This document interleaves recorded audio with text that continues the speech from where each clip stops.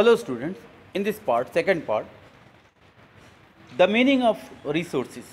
Everything available in our environment which can be stored and used based on its quality, capacity and utility and which becomes our heritage can be termed as resource. Okay what resource क्या होता है? Everything available in our environment, जो भी हमारे environment में, हमारे पर्यावरण में जो मौजूद है, विच कैन बी स्टोर्ड, जो हमने इसको बचा के रख सकते हैं, स्टोर्ड, और फिर बाद में यूज़ भी कर सकते हैं बेस्ड ऑन इट्स की क्या क्वालिटी है, उसकी कैपेसिटी कितनी है, उसकी यूटिलिटी क्या है, ये सारे फैक्टर्स जिम्मेदार होते हैं. Okay and which become our heritage can be termed as, इसको रिसोर्स कहते हैं. रिसोर्सेज आर आल्सो दो that can fulfil certain AIIMS, हमारे जो एम्स है, हमारे जो कोई इरादे है उसको पूरे करते हैं, उसको रिसोर्स भी कह सकते हैं. ठीक है. Objectives and offer concrete solutions towards problem, anything that can be aimed at and use to accomplish human necessities, जो भी है, जो हम जिसको टारगेट बनाते हैं, जो हमें ह्यूमन नेसेसिटीज, हमारे इंसान की ज़रूरत होती है, आल्सो बिकम ए रिसोर्स, ये भी एक ज़रिया बन जाता है. The people of the earlier times were not aware of the minerals available below the surface of the soil.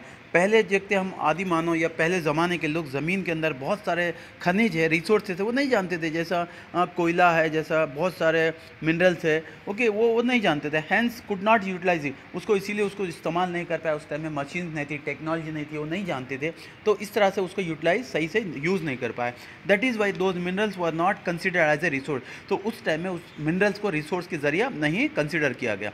But this resources are very useful for the modern man. लेकिन इस तरह के रिसोर्स जैसा पेट्रोल है, जैसा बहुत सारे ईंधन है, ओके, ज़मीन से निकलते कोयला है, नेक्स्ट ब्रास है, गोल्ड है, ओके, डायमंड्स है, ओके, इसको डिगिंग करके माइनिंग करके यूज़ करते हैं. तो ये इंसान, मॉडर्न इंसान ये जानता है, इसको यूटिलाइज करने लगा. The things that help in man's welfare and satisfy the demands और resource of man. The thing that helps in man's welfare, जो इंसान की भलाई में जो सारी वस्तु काम आते हैं और उससे मुतमईन करते हैं, उसे हैप्पी देते हैं, देयर डिमांड्स, उनकी ख्वाहिशों को, इसको are resource such for man, ये इंसान के लिए एक ज़रिया है, रिसोर्स है. तो यहाँ पे हम देखते हैं नेचुरल रिसोर्सेज क्या है, कुदरती ज़रिए. Natural resources are anything that exist natural in any environment. कोई भी एनवायरनमेंट में जो ज़मीन में, जैसा पानी है, कुदरती, जैसा कोयला है ज़मीन में, ये नेचुरल रिसोर्स कह सकते हैं. Easily available and useful to man, easily available भी है, इंसान के लिए काम भी आते हैं. These are 3 types of resources, ये 3 तरह के ज़रिए रिसोर्सेज है. एक वाटर रिसोर्सेज, पानी का ज़रिया, mineral resources and land resources. Land है, जैसा खेती करते, घर बनाती, ये भी इंसान की एक ज़रूरत है. ये हो गया नेचुरल रिसोर्सेज. नेक्स्ट हम देखते हैं वाटर रिसोर्सेज.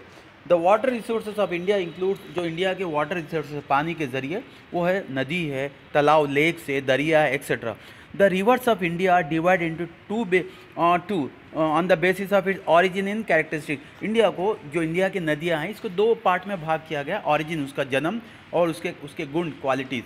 एग्जाम्पल देखो, एक हो गया reverse of northern India. Northern India के जो दरिया, नदी है, रिवर्स, और रिवर्स ऑफ सदर्न इंडिया के, ये जो साउथ इंडिया से जो निकलने वाले नदियाँ, ओके, ये 2 को डिवाइड किया गया. अभी हम देखते हैं यहाँ पे रिवर्स ऑफ नॉर्दर्न इंडिया के बारे में देखते हैं. ठीक है. तो यहाँ पे आप स्क्रीन पे देख सकते हैं रिवर्स ऑफ नॉर्दर्न इंडिया के. हम देखते हैं the Sindhu, okay, Ganges, Yamuna and Brahmaputra are the rivers of northern India के नदियाँ. कौन सी? The Sindhu, the Ganges, Yamuna and Brahmaputra, ये 4 नदी है नॉर्दर्न इंडिया के. They are perennial in nature, इनका जो स्वभाव है पेरिनियल है. The Ganga is also known as the, okay, Bhagirathi भी इसको बोला जाता है. There is a triangular fertile plain near the delta of the river Ganga के पास ट्रायंगुलर फर्टाइल प्लेन है. ठीक है, वहाँ अच्छी खेती होती है. The Ganga and the Brahmaputra are major waterways of India and used for navigation के लिए भी यूज़ करते हैं, पर्पस है. Besides this Jhelum, Chenab, Sutlej, Ravi and Beas are also flow in the north India में, ये सारी नदियाँ बहती है. ओके, एवरी ईयर, हर साल, devastating floods in Koshi river in the state of Bihar destroy the lives and property of the people of that area. हर साल, okay, devastating floods पैदा हो जाते हैं, बाढ़ आ जाती है कोशी नदी के कारण, उसमें बहुत ज़्यादा पानी आ जाता है in the state of Bihar में. ये क्या होता है, कई ज़िंदगी तबाह हो जाती है और कई लोगों की प्रॉपर्टी इसके कारण तबाह होती है. तो अभी हम देखते हैं रिवर्स ऑफ सदर्न इंडिया. तो रिवर्स लाइक जैसे तापी है, नर्मदा है, महानदी है, flow down from the mountains in central India से ये बहती है। The Narmada and the Tapi flowts toward the west, और नर्मदा और जो तापी नदी है वेस्ट साइड की फ्लो होती है एंड मेर्ज विद द अरेबियन सी में आके वो डूब जाती है, मेर्ज हो जाती है। While the Godavari, Krishna, Kaveri and Tungabhadra flow eastward, वो कहाँ पे बहती है? ईस्ट वर्ड्स में बहती है and merge into the bay of Bengal में जाके डूब जाती है। These rivers flow through the uneven surface of the ground like high and slopy regions में भी वो बहती है एंड देयरफॉर फॉर्म वाटरफॉल्स भी, यहाँ पे इसके कारण वाटरफॉल्स भी होते हैं। That is why this rivers are not used as waterway, इसीलिए इसको पानी का वाटरवेज का जरिया से नहीं यूज़ करें, ठीक है, अनइवन सरफेस के कारण। They are used for irrigation purposes and production of hydro electricity बनाती है। इसके दो ऐसे फैक्टर्स को यूज़ करके इसको दो ह्यूमन रिसोर्स के मतलब रिसोर्स के ज़रिए यूज़ करते।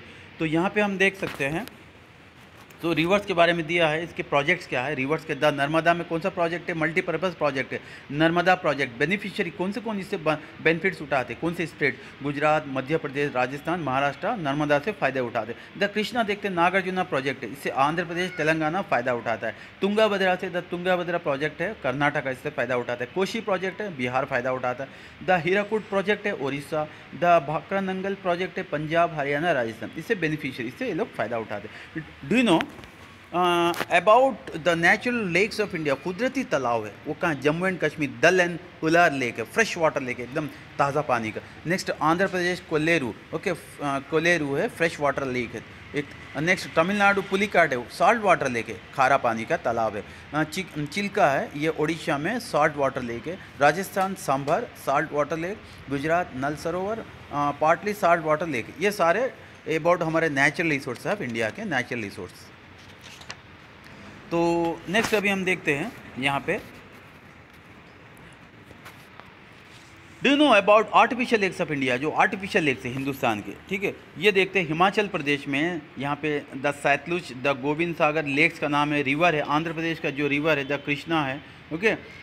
तो यह नागार्जुना सागर है लेक्स, और तेलंगाना में द मंजरा है, तो निज़ाम सागर है, ओके, निज़ाम सागर। ये तालाब है आर्टिफिशियल लेक है, बनाया गया कुदरती नहीं।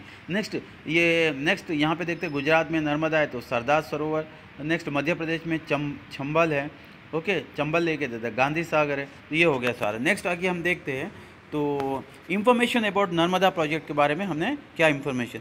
The Narmada project is the biggest multipurpose project of Gujarat का। मल्टीपर्पज़ है, अलग अलग इसका मतलब पर्पज़ है, कारण है इसका, ओके, नर्मदा प्रोजेक्ट का। इन टर्म्स ऑफ कैपेसिटी का अगर हम देखते हैं इसकी holding capacity, the main canal of the Narmada project is the biggest in the world. पूरी दुनिया में इसका जो कैनल सिस्टम है बहुत बड़ा है पूरी दुनिया में। The length of the entire canal network is approximately 66,000 kilometre. इसका जो नहर है, जिसके नहर है जो इसकी निकलती है इससे, तो इसका जो नेटवर्क है तो 66,000 किलोमीटर से इसका, ठीक है।